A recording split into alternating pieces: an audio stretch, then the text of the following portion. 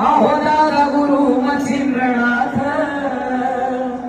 त्या गर्भगिरी पर्वतात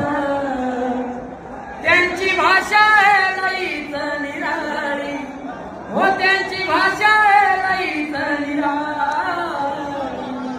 अरे वंदरी वंदरी रे बाबा बोल वंदरी वंदरी वंदरी रे बाबा बोल वंदरी वंदरी वंदरी रे बाबा बोल वंदरी या भक्त